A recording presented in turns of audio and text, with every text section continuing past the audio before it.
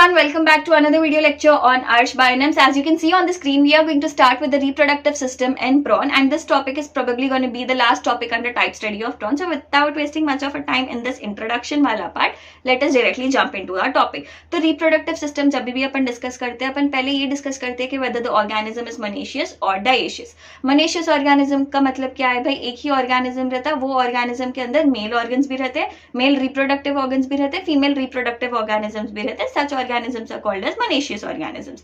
Dioecious organisms का क्या मतलब है भाई, मेल ऑर्गेनिज्म अलग रहता, फीमेल ऑर्गेनिज्म अलग रहता, मेल के पास मेल रिप्रोडक्टिव ऑर्गन्स रहते, फीमेल के पास फीमेल रिप्रोडक्टिव ऑर्गन्स रहते, उन लोगों को डाइशियस ऑर्गेनिजम्स बोलते थे. अब रही बात प्रॉन की, तो प्रॉन्स में मेल प्रॉन अलग रहता, फीमेल प्रॉन अलग रहता. मेल के पास मेल रिप्रोडक्टिव ऑर्गन्स रहते, फीमेल प्रॉन के पास फीमेल रिप्रोडक्टिव ऑर्गन्स रहते, हेंस उन लोगों के सेक्सेस सेपरेट रहते, ये लोग डाइशियस ऑर्गेनिजम्स रहते. तो आपका फर्स्ट पॉइंट वही रहता दैट सेक्सेस आर सेपरेट और प्रॉन्स आर डाइशियस ऑर्गेनिजम्स. अब यहाँ पे ना इन लोगों के पास sexual dimorphism is well marked. Now what do you mean by sexual dimorphism? Sexual dimorphism मतलब देखो, एक्सटर्नली आप देख के बता सकते कि कौन सा ऑर्गेनिज्म मेल है, कौन सा ऑर्गेनिज्म फीमेल है.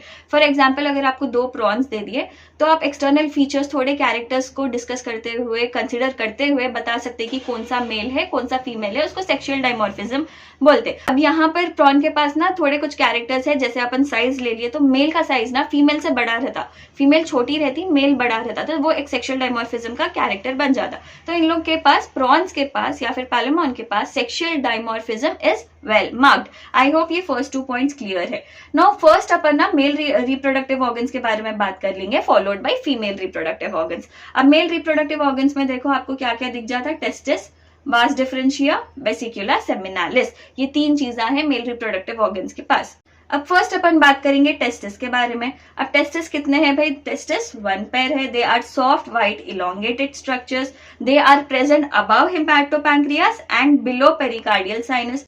तो हिपैटोपैंक्रियास के ऊपर है एंड पेरिकार्डियल साइनस के नीचे है. Anterior end will fuse to form a common lobe while the posterior end is free or posterior end remains separate. तो यहाँ पर टेस्टिस की अगर मैं ड्राइंग करके बताऊं तो देखो 1 पेयर है, ये 1 पेयर है. अब अपन क्या बोले, उसका एंटीरियर एंड इज फ्यूज्ड, तो यहाँ पर उसका एंटीरियर एंड ऐसे फ्यूज्ड रहेगा to form a common lobe, whereas posterior end यहाँ पर अगर आप देखें तो सेपरेट है. अब यहाँ पर देखो उनके मिडिल रीजन में एक स्मॉल गैप प्रेजेंट रहता. So let's draw that gap here.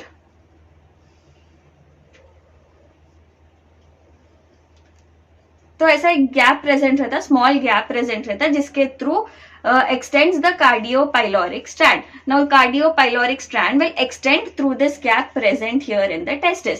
समझ में आ गया भाई, टेस्टिस कैसे है? 1 पेयर है, एंटीरियर वाला पार्ट उसका फ्यूज्ड है, whereas posterior part is free and बीच में एक स्मॉल गैप है through which the cardiopyloric strand passes. अब ये cardiopyloric strand क्या है? Cardiopyloric strand is nothing but a strand that connects the heart and the pyloric stomach. एक ऐसी स्ट्रैंड जो प्रॉन के हार्ट को और पाइलोरिक स्टमक को कनेक्ट करती, that is called as cardiopyloric strand. अब ये किसके थ्रू एक्सटेंड होती है? Through the middle region present in the testis of the organism, right. अब हिस्टोलॉजिकली अगर देखें तो ये मालूम चला था, it was observed that there are large number of lobules present in testis. तो एक टेस्टिस में बहुत सारे लॉब्यूल्स थे, उन लोगों की इनर वॉल थी. वो एक लॉब्यूल के बारे में अगर अपन बात करें तो वो लॉब्यूल के पास इनर वॉल थी, आउटर वॉल थी, बीच में कैविटी थी, राइट. अब ये लार्ज नंबर ऑफ लॉब्यूल्स के ल्यूमेन में अगर आप देखें तो they are filled with spermatocytes. तो वो lumen of each lobule, we are talking about each lobule in the sentence, the lumen of each lobule is filled with spermatocytes and these lobules are connected via connective tissue. अब ये जो spermatocytes रहते हैं, they will further form spermatozoons. Just a second, right. They will further form spermatozoons. I hope this is clear. एक बार फिर discuss कर लेंगे टेस्टिस के बारे में. तो टेस्टिस कितने हैं भाई? 1 पेयर है. अब इन लोग कहाँ पे प्रेजेंट है? Above hepatopancreas, below pericardial sinus. Anterior end यहाँ पर आप देख सकते हैं फ्यूज है to form a common lobe, whereas the posterior end is free and इनके मिडिल में एक छोटा गैप है, that through that gap extends the cardiopyloric strand. Cardiopyloric strand क्या है? That connects the heart of the prawn to the pyloric stomach of the prawn. Next क्या है, histologically अगर आप देखें तो टेस्टिस के अंदर बहुत सारे लॉब्यूल्स है, वो लॉब्यूल्स are connected via connective tissues. अब लॉब्यूल के अंदर जो ल्यूमेन प्रेजेंट रहता है, वो ल्यूमेन में स्पर्मेटोसाइट्स प्रेजेंट रहते हैं, that lumen is filled with spermatocytes and spermatocytes will further form spermatozoons. So that was all about testis of the prawn. Next we are going to talk about the vas differentia। अब vas differentia देखो, that will arise from the posterior part of the testis। तो यहां पर देखो, यहां मैं अगर आपको ड्रॉ करके बताऊं तो ये टेस्टिस है, ठीक है, यहां से vas difference arise होगा and it is a coiled structure like this, highly coiled structure, from it arises from the posterior part of the testis। तो यहां पर अगर आप पॉइंट्स में ऑब्जर्व करें तो we have mentioned that it is long coiled narrow tubules and they will run vertically downward and open into vesicula seminalis. तो यहां पर ये जो vas डिफरेंस है, they will run vertically downward like this and they will finally open into vesicula seminalis. अब vesicula सेमिनालिस के बारे में बात करेंगे यहाँ पर। अब this vesicula seminalis, VD stands for vas deferens, ठीक है। अब vas deferens will run vertically downward and as soon as it reaches the coxa of fifth walking leg। तो basically if the vas difference will reach the coxa या फिर base of the fifth walking leg, it will swell into a small clubbed shaped structure। तो यहाँ पर देखो, drawing में वापस चलते हैं, let's draw vesicula seminalis here। तो यहाँ पर for example let us consider these blue structures to be the coxa of fifth walking leg। Let me label it for you। So this is coxa of fifth walking leg। तो अब ये vas difference अपन बोले कि vertically downward आ रहा नीचे, तो जैसे ही उन्हें coxa के फिफ्थ वॉकिंग लेग्स के पास आता, it will swell like this, ऐसी थोड़ी स्वेलिंग बना लेता उन्हें। Now this swelling is called as the vesicula seminalis।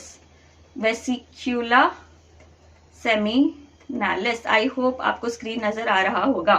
तो यहाँ पर आके वेसिकुला सेमिनालिस बन जाता भाई। I repeat, ये टेस्टिस है, टेस्टिस के बेस से अराइज हो रहा highly coiled vas difference। Vas difference now will run vertically downward and as soon as it reaches the coxa of the fifth walking leg, it will swell up to form vesicula seminalis।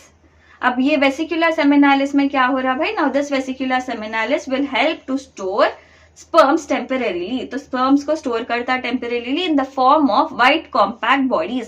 अब ये white compact bodies को अपन बोल देते spermatophores।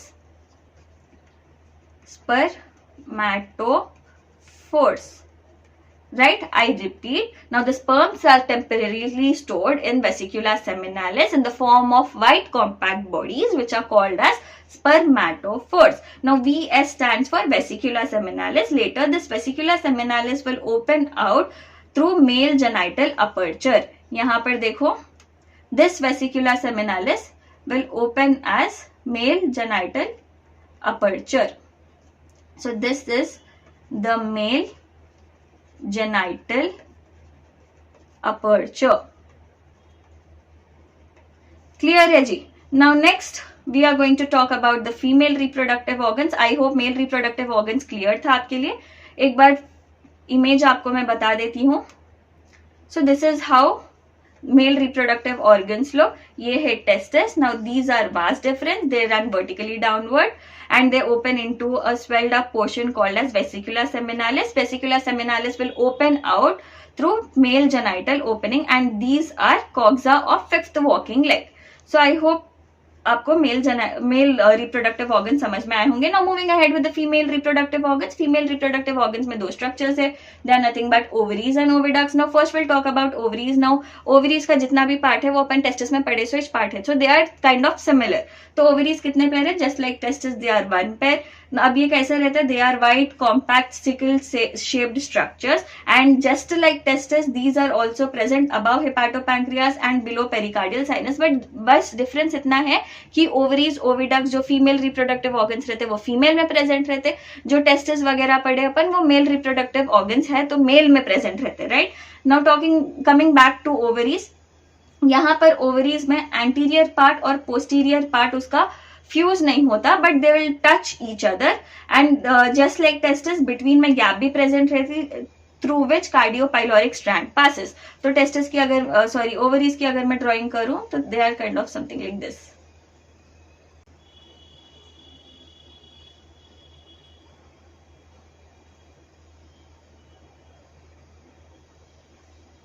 So ovaries are kind of like this. I hope this is clear. Now moving ahead, histologically it is observed that there are number of radially arranged rows of ova in various stages of development. तो basically ये observe करे थे कि ovaries में they are radially arranged ovas, बहुत सारे ovas present रहते जो various stages of development में रहते. एक चीज आप लोग ये भी याद रखो कि जो immature ova रहता, immature ova is present at the center while the mature ones are present at the periphery. तो जो इमेच्योर ओवा रहता आपको ओवरीज के बीच में नजर आता और जो इमेच्योर ओवाज रहते वो आपको कोने कोने में पेरिफेरी में नजर आते. Now next talking about the oviducts. Oviducts are short, wide, thin-walled tubes that arise from the middle of the outer boundaries of ovaries. तो ovaries फिर से ड्रॉ कर लेंगे यहाँ पे. तो फॉर एग्जाम्पल ये ovaries है.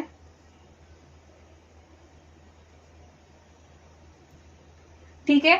अब talking about the oviducts, blue colour में कर लेंगे अपन ओविडक्ट्स. यहाँ क्या बोल रहे हैं अपन? They arise from the middle of the outer boundaries of the ovaries. तो यहां से अराइज होते हैं ऐसा.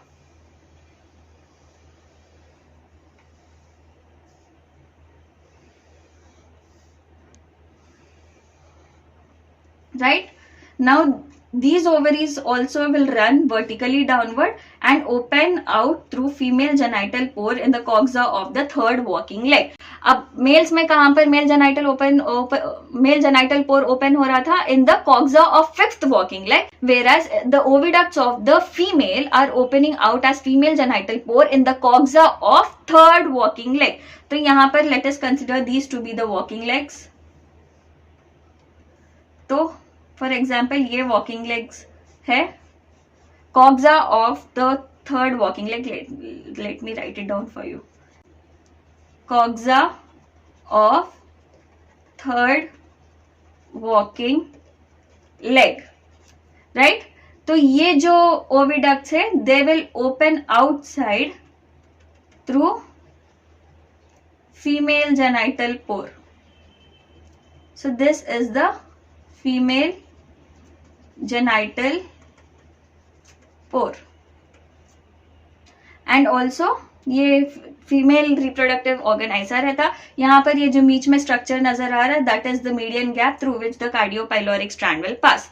सो that was all about the female reproductive organs as well. Now talking about the fertilization and development, this is the easiest part here. यहाँ पे इन लोग में ना एक्सटर्नल फर्टिलाइजेशन होता है. अब ये एक्सटर्नल फर्टिलाइजेशन कैसा हो रहा है वो समझेंगे. यहाँ पर देखो मेल जो है they will deposit the spermatophore on the ventral side of the female near to the genital pore. Female genital pore के करीब में they will deposit the spermatophore. ठीक है. When the female releases the egg, they will fertilize with the spermatophore that are already present there. क्योंकि जो mail है it is depositing the spermatophores near to the female genital pore, और जैसे ही female genital पोर से egg release हो रहे they will meet the spermatophores and fertilization हो जाता. नेक्स्ट अब फर्टिलाइजेशन हो गया. अब फर्टिलाइजेशन होने के बाद जो फर्टिलाइज्ड एग्स रहते वो फर्टिलाइज्ड एग्स क्या होते? They will go and attach to the pleopod of the female animal. Female organism के प्लियोपॉड को अटैच हो जाते हैं because of the sticky secretions of tegumental glands. तो टेग्यूमेंटल ग्लैंड्स क्या करते हैं? थोड़े स्टिकी सेक्रीशंस करते हैं भाई, because of which the fertilised eggs are getting attach to the pleopod of the female organism. So basically the female organism या फिर the female prawn will carry the fertilized eggs on the pleopods until they hatch out. अब देखो next जो है इनके पास development direct रहता. अब देखो जो भी ऑर्गेनिज्म हैच होता है, एम्ब्रियो में से न्यू ऑर्गेनिज्म हैच रहता है, that will be similar to the adult organism with all the appendages except for the sixth abdominal appendage. Except sixth abdominal appendage. So basically these newly hatch prawns will resemble their adults. बस इतना difference रहता कि इनके पास जो juvenile forms है उनके पास ना 6th abdominal appendages नहीं रहते when compared to the adult forms. Later these juvenile forms will undergo series of moltings to attain the adult stage. So that was it for today's video guys. Let's not elaborate the video. So इसी के साथ ही हमारा reproductive system of prawn भी खत्म होता है. I hope you guys are making notes as well. Daily पढ़ते रहो, आपके लिए आसान हो जाता. Let's end the video here. All the best for your exam. Take care. Bye bye.